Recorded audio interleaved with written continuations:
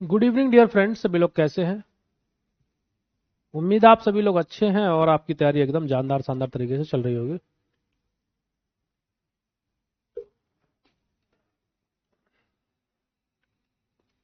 जी Chahat ji, good evening good evening good evening.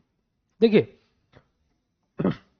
एक class में हमने गति पढ़ा, एक में बल पढ़ा और आज हम यंत्र पढ़ेंगे। लेकिन बेटा, बल को पढ़ने के बाद हमें कुछ क्वेश्चंस भी करने पड़ेंगे, है ना। तो कल मैंने बताया था फोर्स क्या है, परिभाषा, है ना। Force is equals to mass into acceleration. ये कल मैं आपको बता के गया हूं। मैंने आपको बताया था कांटेक्ट फोर्स यानी संपर्क बल और आपका नॉन कांटेक्ट फोर्स क्या होता है। संतुलित और असंतुलित बल मैंने आपको बताया था। संतुलित बल में दोनों तरफ से मान के चलिए हम सेम फोर्स लगा रहे थे, दोनों तरफ से हम सेम फोर्स लगा रहे थे, जैसे 30 न्यूटन इधर से और 30 न्यूटन इधर से। ये आपस में फोर्स कैंसिल होकर कितना हो जा रहा था सर, जीरो हो जाता था। यहां पर किसी एक साइड ज्यादा रहेगा, ठीक है। असंतुलित बल में नेट फोर्स जीरो नहीं रहेगा। ये बात मैंने आपको बताई। अब इस बेस पर हम क्वेश्चन करेंगे। कह रहा किसी 5 किलोग्राम द्रव्यमान वाली वस्तु पर कितना बल लगाया जाए कि उसमें 4 मीटर पर सेकंड का त्वरण उत्पन्न हो जाए। बहुत सिंपल सा क्वेश्चन है। क्या दिया गया? 5 किलोग्राम द्रव्यमान दिया गया है। बेटा मास कितना है? आप बोलेंगे सर 5 kg। कह रहा कि उस पर कितना बल लगाया जाए, फोर्स बेटा जी आपको निकालना है। कह रहा कि उसका जो एक्सलरेशन है ना, एक्सलरेशन कितना हो जाए, 4 मीटर पर सेकंड स्क्वायर हो जाए। फोर्स का फॉर्मूला मास इंटू एक्सलरेशन। भैया जी हमें सब कुछ दे रखा है, बताएं कितना फोर्स लगाए। मास कितना है 5, एक्सलरेशन कितना 4, फोर्स ही तो निकालना हमको। तो आप बोलो क्या सर 20। तो हम क्या पूछ रहे थे भैया, हमसे क्या पूछा गया, उसने फोर्स पूछा गया कि वस्तु पर कितना बल लगाया जाए। बल की यूनिट कितनी होती है बेटा, न्यूटन होती है। तो 20 न्यूटन आंसर आएगा नहीं आएगा? जल्दी से बोल देंगे बेटा जी। प्यारे बच्चों 20 न्यूटन आंसर आएगा या नहीं आएगा? जी सर बिल्कुल आएगा। Very good. नेक्स्ट क्वेश्चन पे चलते हैं। नेक्स्ट क्वेश्चन बेटा जी आपको क्या क्या दिया हुआ है एक बार देखें,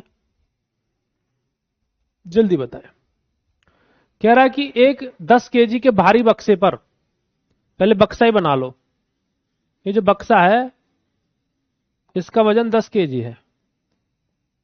इस 10 केजी के भारी बक्से पर दो बल विपरीत दिशाओं में लग रहे हैं। एक बल इधर से लग रहा है और एक बल इधर से लग रहा है। एक व्यक्ति दाईं ओर से 50 न्यूटन का किसी एक साइड से लगा लो। अगर इसको इसको राइट साइड मान लेते हैं, इसको लेफ्ट साइड मान लेते हैं। दाईं ओर से बेटा जी कितना 50 न्यूटन का बल लगा रहा है। दूसरा व्यक्ति बाईं ओर से 20 न्यूटन का बल लगा रहा है ना। ओके, बक्से पर लगने वाले कुल नेट बल और उसका त्वरण ज्ञात कीजिए। बेटा जी पहले तो आपको नेट फोर्स लगा लेना है। नेट फोर्स आप कैसे निकालेंगे जल्दी से बता दो। नेट फोर्स बेटा जी आप किस तरीके से निकालेंगे? भैया द्रव्यमान कितना दे रखा है आपको, सारी चीजें लिख लो। बेटा बक्से का बल कितना दे रखा है, द्रव्यमान बक्से का, आप बोलेंगे सर 10 केजी दे रखा है। हमें फोर्स 1 और फोर्स 2, जिसको F1 मान लेते हैं। F1 F1 जो है बेटा हम दाईं ओर की तरफ मान लेते हैं, जिधर दाईं ओर है उधर कितना है 50 न्यूटन। F2 जो है ये सर बाईं ओर है, ये बाईं ओर है, इसको हम मान लेते हैं 20 न्यूटन। हमें पहली बात तो नेट फोर्स निकालना, तो सीधा सीधा ही आ जाएगा, 50 में से 20 घटा देंगे, है ना। तो अगर हम निकालते हैं एफ नेट, अगर हम एफ नेट निकालते हैं तो F1 माइनस F2 कर देंगे तो कितना आ जाएगा, 50 में से बेटा जी 20 घटा देंगे तो आ जाएगा 30 Newton.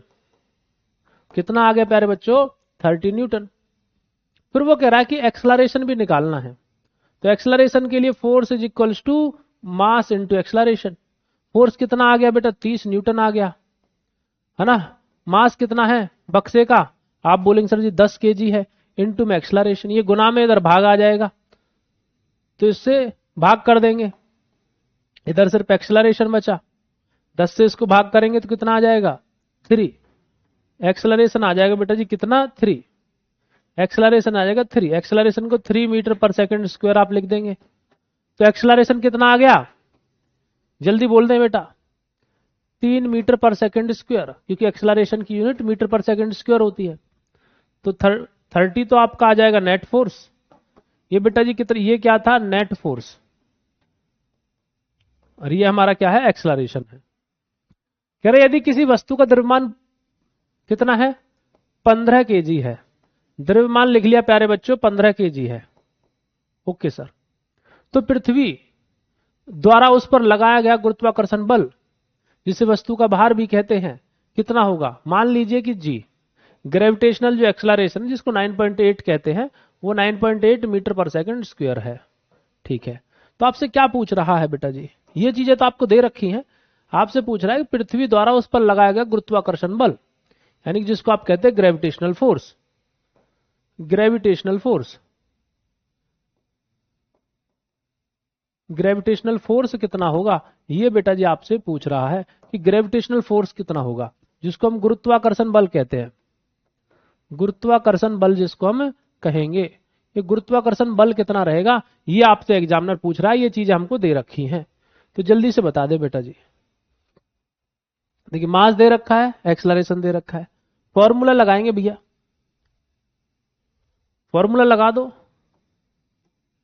F is equals to m into a का मतलब होता है एक्सेलरेशन, यहां पर हमें ग्रेविटेशनल एक्सेलरेशन दे रखा है, तो ए की जगह हम जी लिख लेंगे, है ना। तो निकाल लो भैया, फोर्स 15 गुना में 9.8 कितना आ जाएगा 147 न्यूटन के करीब आ जाएगा। 15 नम्मा 145, 15 अट्ठे, जल्दी बताएं 120, चलो गुना कर लो,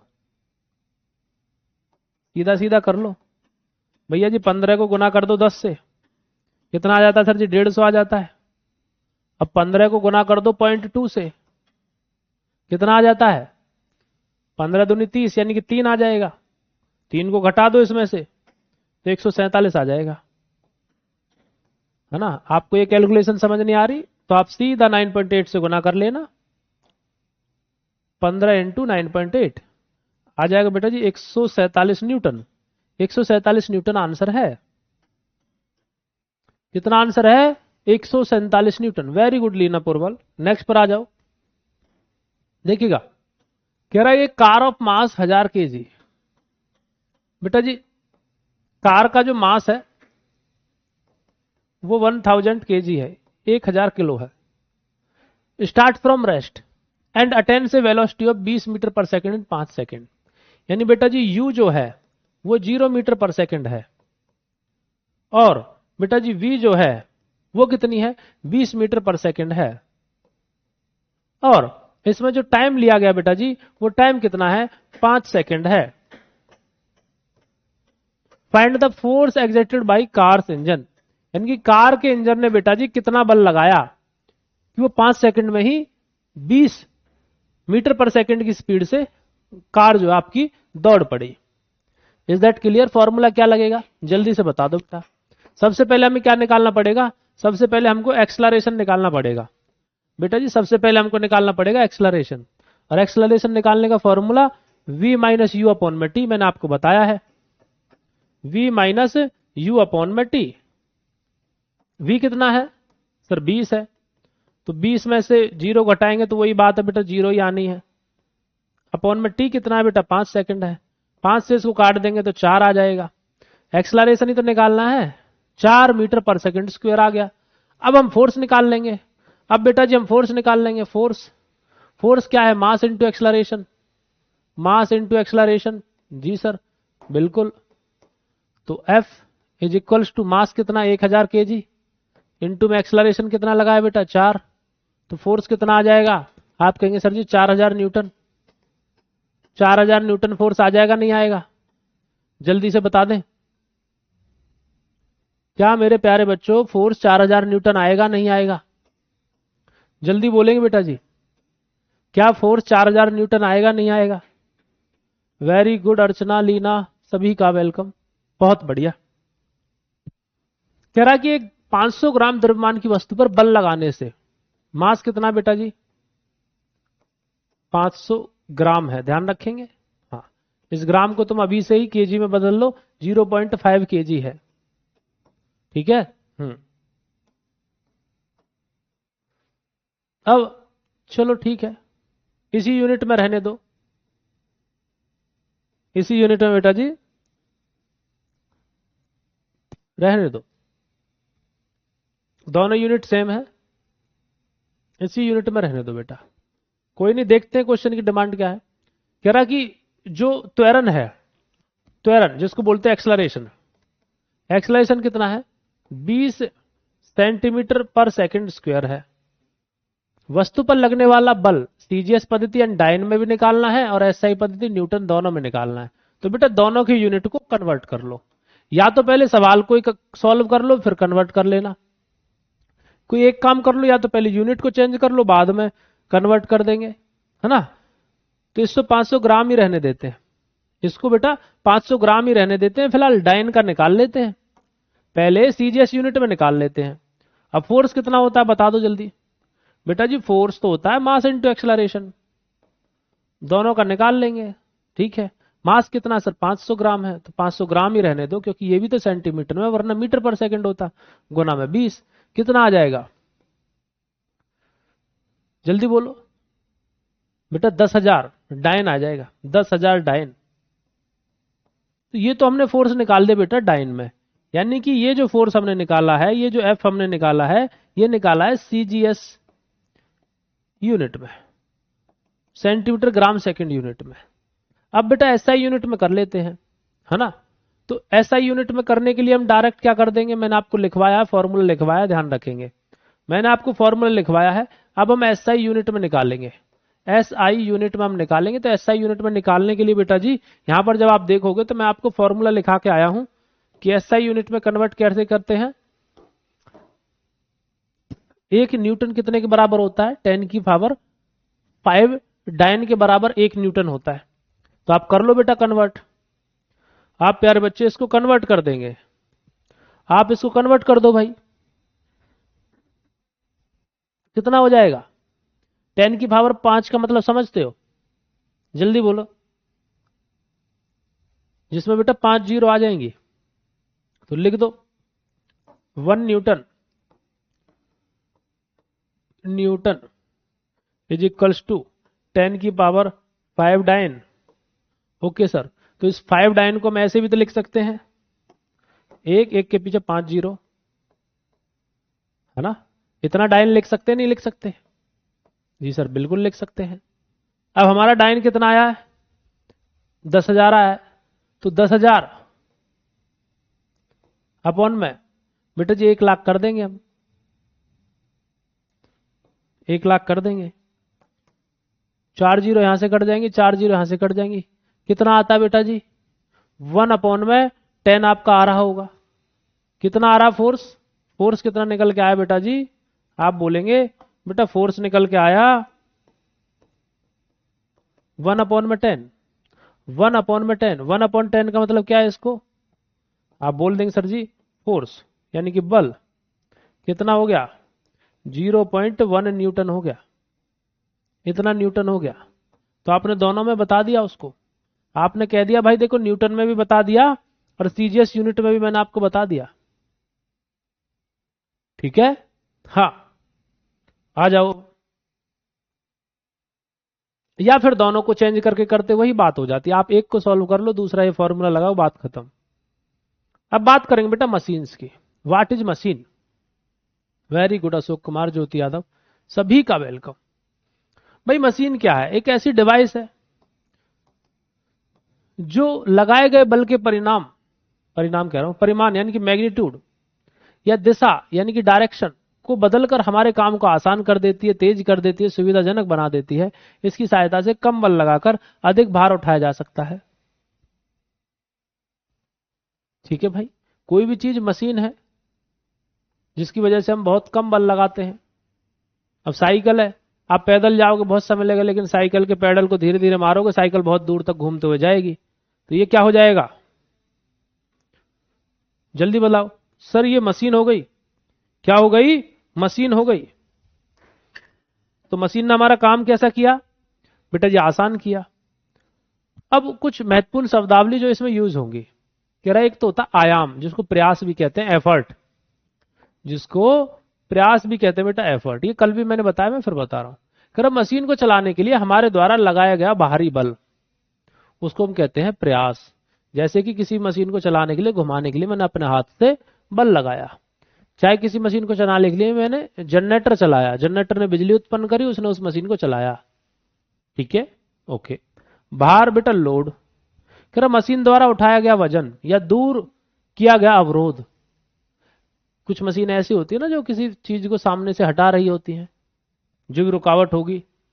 यांत्रिक बल बेटा ये मैकेनिकल एडवांटेज भी, यांत्रिक लाभ है, मैकेनिकल एडवांटेज जिसको कहते हैं। कह रहा भार और आयाम यानी कि लोड और बेटा जी आपका जो एफर्ट था, प्रयास था, इसके अनुपात को यांत्रिक लाभ कहते हैं। यह मात्रकहीन होता है यानी यूनिटलेस होता है, इसमें कोई यूनिट नहीं होती है, तो इसको बोलते हैं बेटा जी क्या? मैकेनिकल एडवांटेज, लाभ। तो लोड अपॉन में एफर्ट होता है, कितना लोड और कितना आपने प्रयास लगाया, कितना लोड और कितना प्रयास, ये इसका फॉर्मूला है। अब वेग अनुपात वेलोसिटी रेशियो की बात कर लेते हैं, वी आर। जो आयाम है, आयाम, आयाम बोले तो बेटा जी अभी किसको बोल रहे थे हम? जल्दी बताएं। प्रयास को बोल रहे थे, एफर्ट को बोल रहे थे। तो कर आयाम द्वारा तय की गई दूरी, जिसको हम क्या कहते हैं बेटा? Distance by E. किसने दूरी तय करी? सर एफर्ट ने, डिस्टेंस जो है एफर्ट ने तय करी, इसलिए इसको डी ई बोल रहे हैं। और कर भार द्वारा तय की गई दूरी यानी कि लोड, तो इसको डीएल बोल रहे हैं। तो इसके अनुपात को बेटा वेग अनुपात कहते हैं। समझ में आई बात नहीं आई? जब यांत्रिक लाभ, हमें कितना लाभ हुआ उस मशीन से, तो आप ऐसे निकालोगे सर भार कितना था, हमने प्रयास कितना लगाया। जब आपको इनका वेलोसिटी रेशियो निकालना है कि हमने कितनी दूरी तय करी और मशीन ने कितनी दूरी तय करी, यानी कि बेटा आपके प्रयास के कारण कितनी दूरी तय की गई और लोड ने कितनी दूरी तय करी, तो चेंज इन एफर्ट या फिर चेंज इन बेटा जी लोड, इस तरीके से हम वी आर निकाल लेंगे, वेलोसिटी रेशियो निकाल लेंगे। ये फॉर्मूला इसके लिए रहने वाला है। यहां से न्यूमेरिकल क्वेश्चन नहीं पूछा जाएगा, आपसे क्वेश्चन पूछा जाएगा यहां से थ्योरेटिकल। मशीन की दक्षता, एफिशिएंसी, कितना मशीन अच्छे से काम करती है। तो कर मशीन द्वारा किए गए उपयोगी कार्य यानी कि आउटपुट और मशीन को दी गई ऊर्जा जिसको कहते हैं इनपुट के अनुपात को दक्षता कहते हैं। भाई 1 लीटर तुमने तेल इंजन में डाला और उस इंजन ने तुम्हारे 1 लीटर तेल से कितना काम किया, उसी से तो पता लगेगा इंजन कितना प्रभावशाली है। भाई माइलेज ऐसी तो चेक करते हैं आप लोग। माइलेज का मतलब क्या है कि मशीन कितना काम करके दे रही है, गाड़ी 1 लीटर ऑयल में कितना चल रही है, ये वही सेम चीज है। तो मशीन को दी गई ऊर्जा जिसको इनपुट कहते हैं और मशीन ने कितनी ऊर्जा निकाली, आउटपुट कहते हैं। इसके अनुपात को दक्षता कहते हैं, एफिशिएंसी कहते हैं। तो एक आदर्श मशीन की दक्षता बेटा 100% होती है, जो एक अच्छी मशीन होती है। लेकिन वास्तविक मशीन की दक्षता घर्षण के कारण हमेशा 100 से कम होती है। देखिए हम चाहते हैं कि जिस मशीन को हम बनाएं वो 100% सही तरीके से काम करे, जितना हम उसको दे रहे हैं उतना हम उससे ले भी लें। लेकिन कोई भी मशीन लोड के कारण, एफर्ट के कारण, रेजिस्टेंट के कारण, प्रतिरोध जिसको कहते हैं, घर्षण के कारण जिसको बेटा फ्रिक्शन कहते हैं, पूरी तरीके से काम नहीं कर पाती। क्या आप जितनी ताकत चलने के लिए लगाते हो उतना शरीर आपका फायदा उठा पाता? नहीं। थोड़ी बहुत ताकत आपकी फ्रिक्शन के कारण लॉस्ट हो जाती है ना। जैसे कि आपको सीध सरल जमीन पर तो चढ़ने में पता नहीं पड़ेगा, लेकिन अगर आप किसी पहाड़ पर चढ़ रहे हो, आपको ताकत ज्यादा लगानी पड़ रही है, लेकिन चढ़ आप कम पा रहे हो पहाड़ पर। क्यों? क्योंकि फ्रिक्शन लग रहा है ना। जो परिस्थिति है वो इस तरीके की है, वो आपको पीछे खींच रही होगी, आपको ताकत ज्यादा लगानी पड़ रही है। ऐसे ही मशीन के जो ऊर्जे पुर्जे चलते हैं तो वो भी एक दूसरे से रगड़ खा रहे होते हैं, जिससे फ्रिक्शन पैदा होता है, घर्षण पैदा होता है। तो जितना काम मशीन को करना चाहिए मशीन उतना काम नहीं करती है। उस फ्रिक्शन को कम करने के लिए हम ग्रीस लगाते हैं, लुब्रिकेंट या लुब्रिकेटिव ऑयल लगाते हैं, जिससे कि इंजन स्मूथली चले, घर्षण कम पैदा हो। ओके, हाँ, इज दैट क्लियर और नॉट? तो बेटा हमें अगर किसी मशीन की एफिशिएंसी यानी दक्षता पैदा देखनी है कि वो कितना काम करके दे रही है, उसके लिए फॉर्मूला यही रहेगा,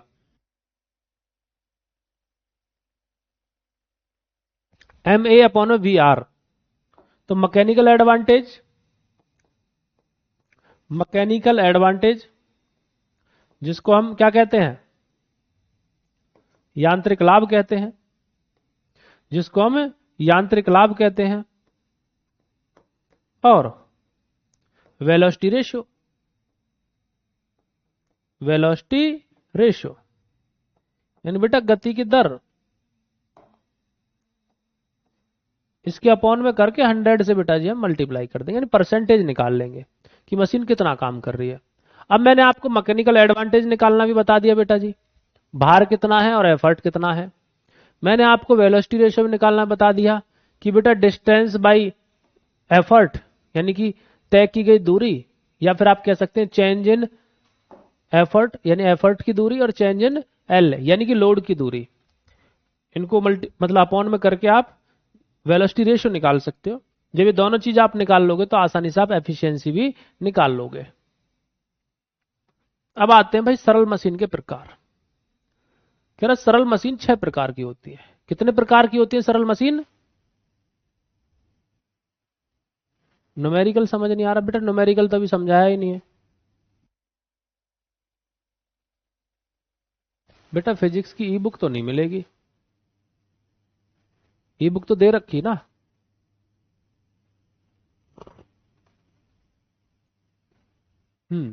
एक ई बुक हमने प्रोवाइड कराई हुई है, बस फर्क ये है कि वो हर फोल्डर में नहीं डाल रखी है, यूपीटेट के फोल्डर में डाल रखी है, तो वहां से ई बुक आप डाउनलोड कर लें। पूरी साइंस के लिए है तो सही, पूरी साइंस के लिए ई बुक है ना, यूपीटेट के फोल्डर में मिल जाएगी, फ्री फोल्डर में।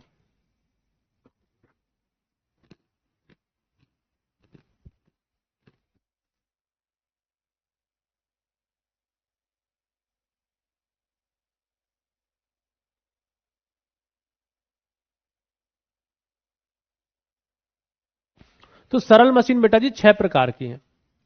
एक लेवर है जिसको उत्तोलक बोलते हैं, एक बेटा इंक्लाइंड प्लेन है जिसको आनत तल कहते हैं, घिरनी है जिसको पुली कहते हैं, पहिया और धुरी व्हील एंड एक्सल, और जिसको बेटा वेज कहते हैं पच्चर, और पेच स्क्रू। ये 6 प्रकार की साधारण मशीन है, इन सभी से आप वाकिफ हो। तो उत्तोलक देख लेते हैं। कह रहा उत्तोलक एक सीधी या टेढ़ी दृढ़ छड़ होती है जो किसी एक निश्चित बिंदु आलंब के चारों ओर घूम सकती है, जिसको हम क्या कहते हैं, उत्तोलक कहते हैं। उत्तोलक में 3 बिंदु होते हैं। एक बेटा आलंब होता है जिसको फालक्रम कहते हैं एफ, दूसरा बेटा आयाम होता है जिसको एफर्ट कहते हैं ई, और तीसरा भार होता है जिसको लोड कहते हैं एल। तो उत्तोलक के 3 बिंदु हो गए, कौन कौन से? आप बोलेंगे सर आलम, फालक्रम,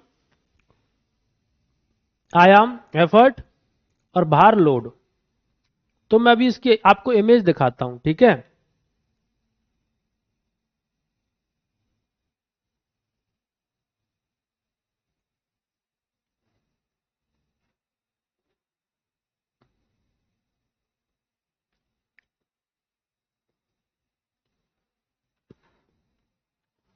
तो ये किसी भी मशीन के लिए होगा, ठीक है। ओके,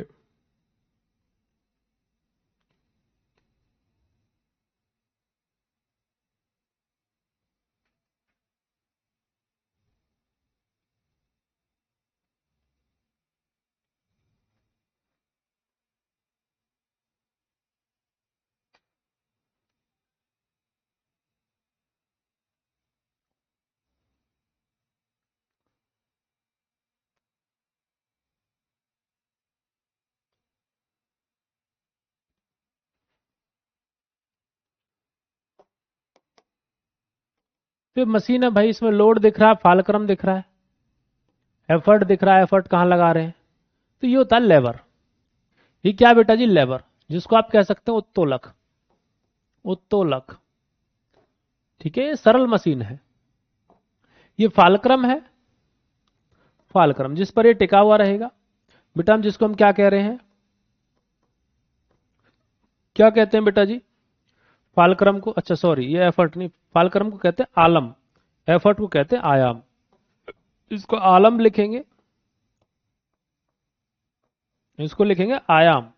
ये रहा। आपने उठाया कभी कोई ऐसा वजन? लोड का मतलब बेटा भार हो जाएगा। अगर आप इस बक्से को खुद उठाने जाओगे बहुत वजन पड़ेगा आप पर। लेकिन ये बक्सा जहां भी रखा हो ऐसे करके, जो कुली लोग होते हैं, कुली देखे हैं तुमने, उनके पास ऐसा ही छोटा रिक्शा सा होता है, यहां बस पहिए होते हैं। वो किसी भी भार को ऐसे टिका, इसको टिकाएंगे, उस भार को धक्का दे के चढ़ा देंगे और आसानी से लेके भाग जाएंगे। पहिया ऐसे रोल करते हुए ले जाते हैं। तो अगर वो कंधे पे इसको लेकर जाएंगे तो बहुत वजन लगेगा उनको। तो ये सिंपल मशीन है जिसको हम क्या बोल रहे हैं बेटा जी? उत्तोलक, लेवर कह रहे हैं। उत्तोलक का सिद्धांत क्या है? कह रहा भार को नाम है भार बोझा, यानी कि load arm is equals to आयाम इनटू में आयाम भुजा। इसका मतलब क्या है भैया? कि जो लोड है, लोड कितना पड़ रहा है, और दूसरी तरफ आपका आयाम जो एफर्ट है।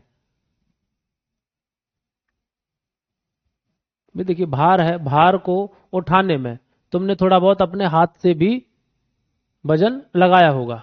ऐसे ही आयाम है, उसको उधर की तरफ से उठाने में आपने अपने हाथों का भी बेटा जी एफर्ट लगाया होगा। यानी कि जो आर्म, आर्म मतलब समझते हो क्या होता है? चलो कोई बच्चा मेरे को जल्दी से बताओ सर, आर्म क्या होता है? जल्दी बताएं। चलिए भैया जल्दी बताएं, मेरी कॉफी ठंडी हो रही है तब तक।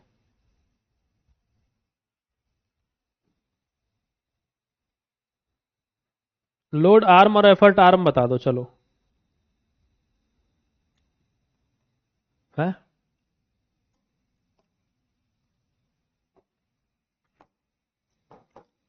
ये यहां से लेकर, सॉरी मैं कोई और कलर यूज करूंगा, यहां से लेकर यहां तक का जो ये पार्ट है, भुजा है, ये आयाम भुजा है। ये बेटा जी आयाम की भुजा है। और यहां से लेकर जो यहां तक की भुजा है, ये बेटा भार की भुजा है। इसको लोड आर्म कहते हैं। जैसे हमारे हाथ है, तो जिस हाथ पर भार है वो और इसका वजन, एफर्ट में जिधर आयाम आप एफर्ट लगा रहे हो वो और इसका वजन, तो ये इसके बराबर होता है भाई। यही बात आपको बताई गई है कि लोड, भार, और जिधर भार है उधर वाले जो फट्टा है, लकड़ी मान लेता हूं मैं इसको, लकड़ी है फॉर एग्जांपल, ये लकड़ी का बना हुआ है सर। तो देखिए इसमें तो जो वजन है, इसमें भी तो थोड़ा बहुत वजन है। तो इसका और इसका वजन बराबर होगा बेटा इस वजन के और इस वजन के, तभी आप उसको उठा पाओगे, लेके चलोगे। अब उत्तोलक के प्रकार, उत्तोलक कितने प्रकार के हैं? एक बेटा प्रथम श्रेणी का होता है। हाँ,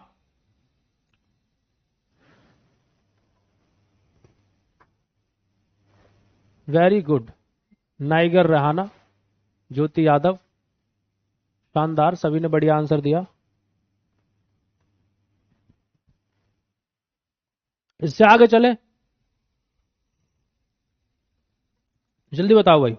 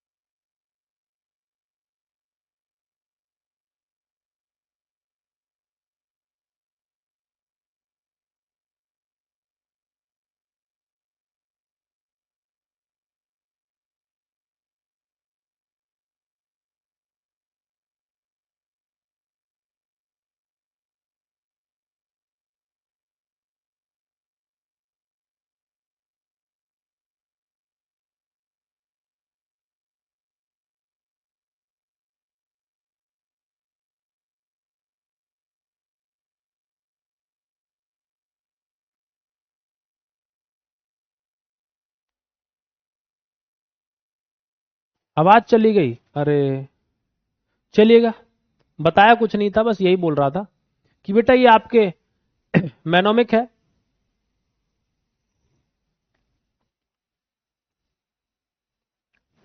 यानी कि ट्रिक है, FLE। FLE का मतलब है फर्स्ट क्लास के लेवर में बेटा जी जो फालक्रम है वो बीच में रहने वाला है, सेकंड क्लास के लेवर में बेटा लोड बीच में रहेगा, और थर्ड क्लास के लेवर में एफर्ट बीच में रहेगा।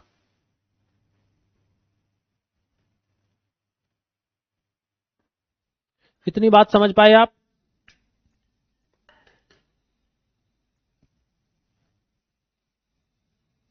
जल्दी बोलें, ठीक है। हाँ, करा प्रथम श्रेणी क्लास वन लेवर, क्लास वन लेवर बेटा जिसको हम कह रहे हैं, इसमें फालक्रम is between, load and effort बेटा साइड में रहेंगे। तो कह रहा है इसमें जो जिसको मैकेनिकल एडवांटेज कह रहे थे, यानी कि यांत्रिक लाभ, वो कह रहा है कि एक से अधिक, कम या बराबर हो सकता है। यानी एक भी हो सकता है, एक से ज्यादा भी हो सकता है, एक से कम भी हो सकता है, एक से ज्यादा भी हो सकता है, एक से कम भी हो सकता है, और एक के बराबर भी हो सकता है। इसका मतलब समझ रहे हो क्या है? जीरो भी रहे, मतलब एक भी रहेगा, एक से कम भी रहेगा, एक से ज्यादा भी रहेगा। ओके, एग्जाम्पल जैसे कि सीजर, कैंची, प्लास, सीसॉ, झूला जो होता है, और बेटा जी आपका हैंड पंप, क्लॉ हैमर हथौड़ा, और बीम बैलेंस तराजू। इनमें बेटा जी क्या है सर? फालक्रम जो है वो बीच में है, तराजू ऐसा ही होता है, झूला ऐसा ही होता है सीसॉ वाला। ये सब फर्स्ट क्लास के लेवर हैं। कैंची है, देख लो, इसमें फालक्रम बीच में है, लोड यहां पर है, एफर्ट हम यहां से लगा रहे हैं कैंची को चलाने के लिए। जो छोटा सा झूला होता है जिसमें बच्चे झूलते हैं वो ऐसा ही होता है, ऐसे ऐसे बैठने की जगह होती है, यहाँ पर छोटा बच्चा बैठता है यहाँ पर, है ना। इधर ये इधर ज्यादा वजन रहेगा, इधर झुक जाता है, इधर ज्यादा वजन रहेगा, इधर झुक जाता है। तो यहां पर फालक्रम बीच में है। सेकंड पे आ जाओ, द्वितीय श्रेणी का बेटा यहां पर है, मैंने आपको ट्रिक बताई है, FLE। FLE सेकंड वाले में बेटा जो लोड है वो बीच में रहता है, load is between फालक्रम and effort. प्रयास या आयास और आयाम या फिर आलम, इनके बीच में बेटा क्या रहने वाला? लोड रहता है।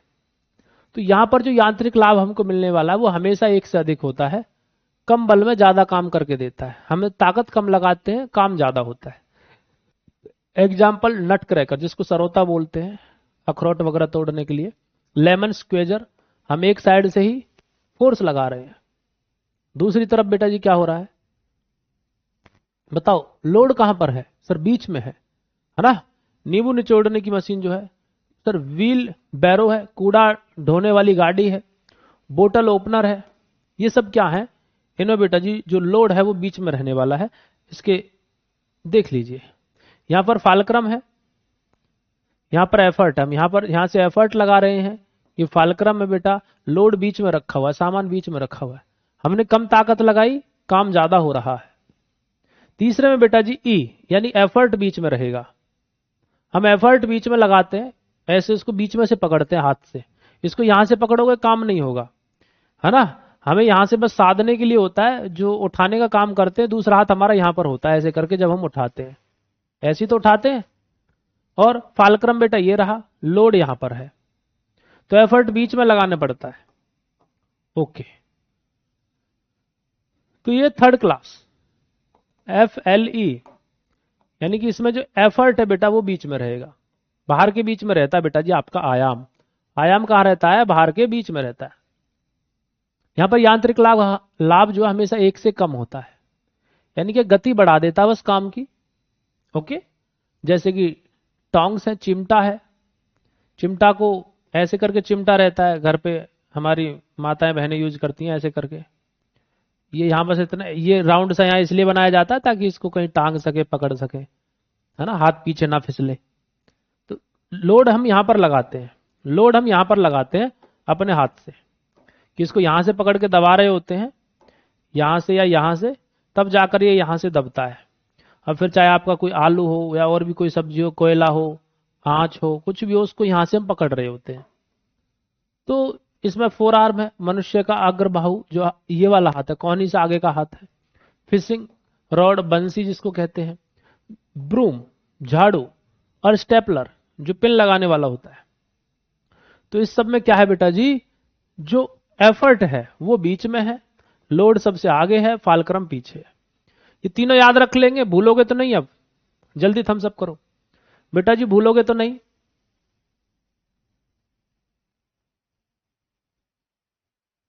जल्दी बोले, जल्दी बताएं बेटा जी।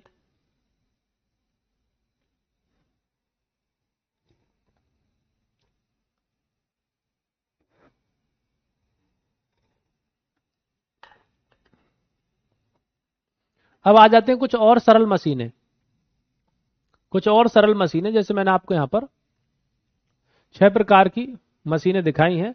जैसे कि अब बात करते हैं इनक्लाइन प्लेन की, है ना। पुली है, व्हील एंड एक्सल है। तो बेटा जी इनक्लाइन प्लेन कह रहा है sloping surface to lift heavy load. भारी सामान ऊपर चढ़ाने के लिए ढलान वाली सतह होती है, रैम्स और स्टेयर्स जो होती हैं, भारी सामान को हम ऊपर चढ़ाने के लिए, उतारने के लिए ऐसा प्रयोग कर रहे होते हैं, जो रैंप होते हैं ना। ये इनक्लाइन प्लेन है। पहले उस पे किसी वस्तु को चढ़ा लेंगे, फिर उठा के ले जाएंगे, दूसरी जगह उतार देंगे आसानी से।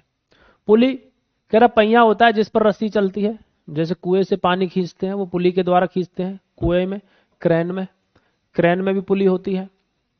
व्हील और एक्सल, बड़े पहिए के साथ छोटी छड़ होती है, जैसे स्टेयरिंग व्हील होता है हमारा, डोर नॉब होता है ना।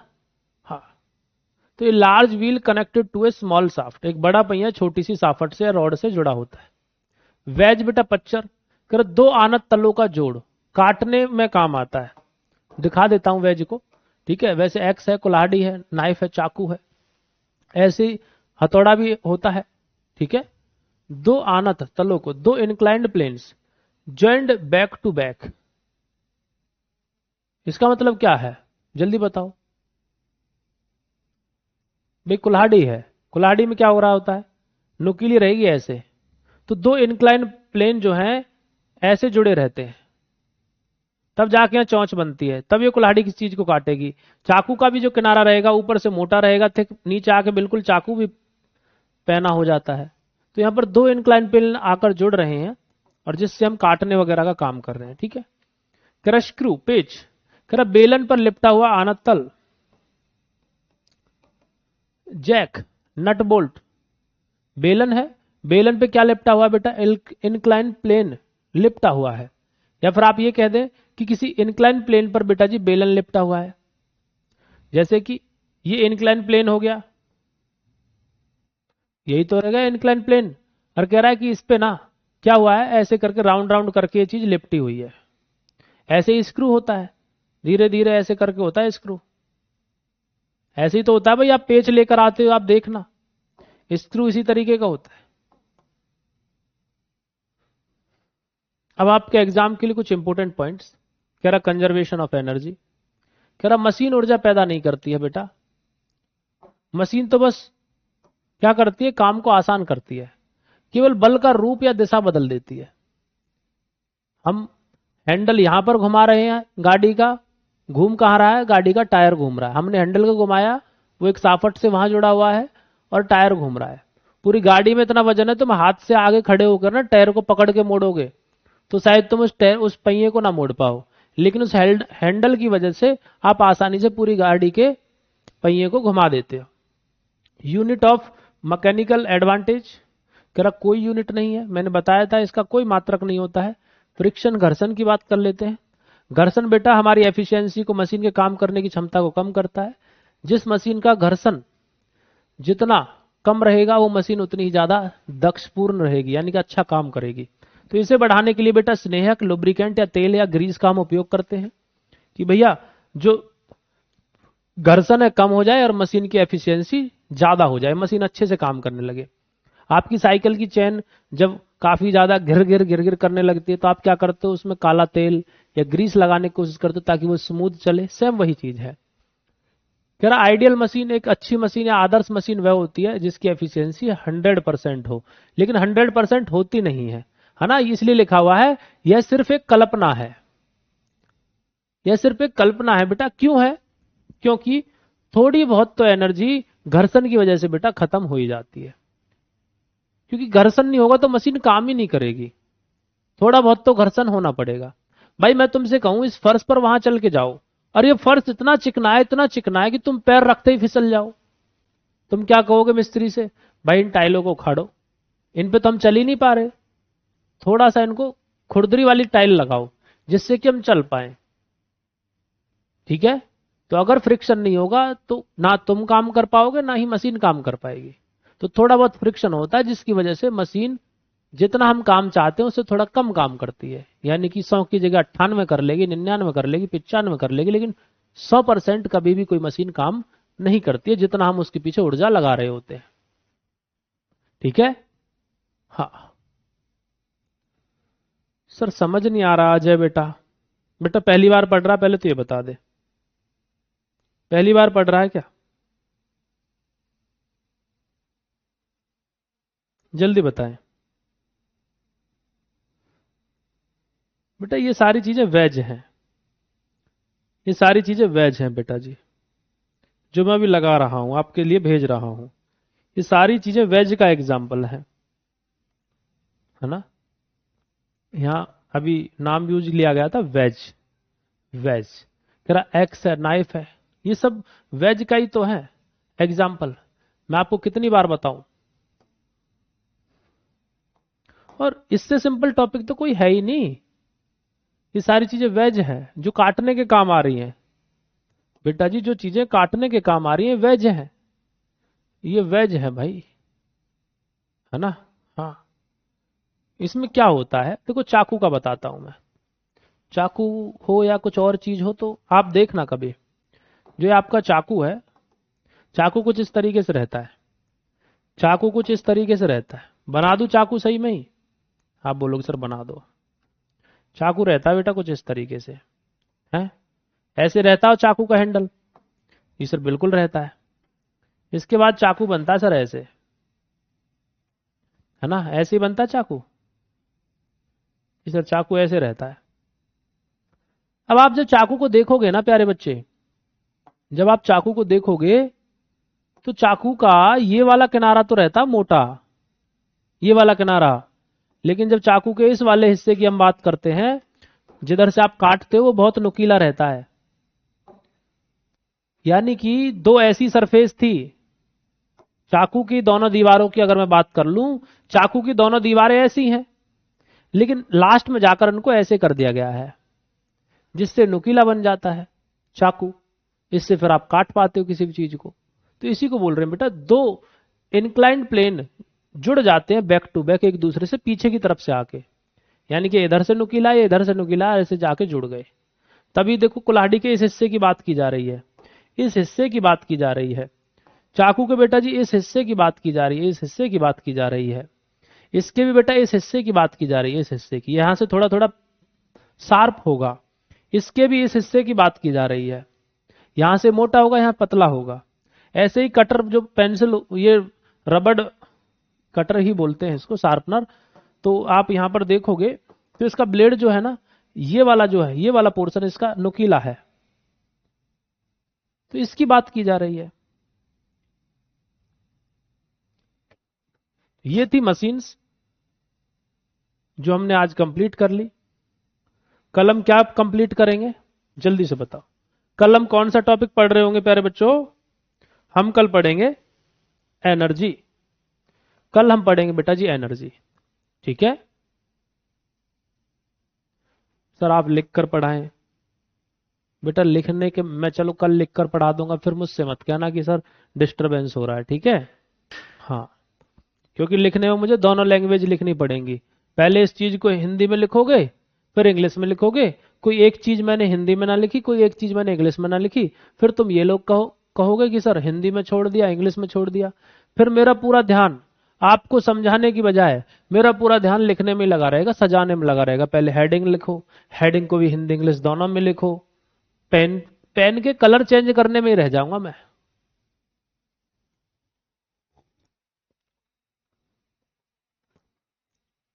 कविता बेटा जब मैं कहूंगा तभी मानेगी, और मैं 3-4 बार बता चुका कि केमिस्ट्री कंप्लीट हो चुका है। लेकिन वही रोज रोज का ड्रामा हो गया लोगों का कि सर केमिस्ट्री कंप्लीट हो गया, केमिस्ट्री कंप्लीट हो गया। मैं बता चुका हूं, इसका मतलब आपने लास्ट की क्लासेस नहीं देखी है।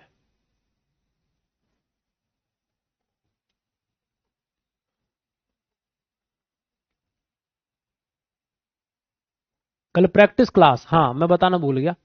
कल 3 बजे, कल शनिवार है ना, कल 3 बजे आपकी प्रैक्टिस वाली क्लास होगी। ठीक है, कल 3 बजे हम प्रैक्टिस की क्लास ले रहे होंगे, और उसके बाद फिर हम आपकी 6 बजे ये वाली क्लास भी लेंगे। ठीक है, क्योंकि अगले दिन संडे हो जाता है, फिर 2 दिन छुट्टी हो जाएगी।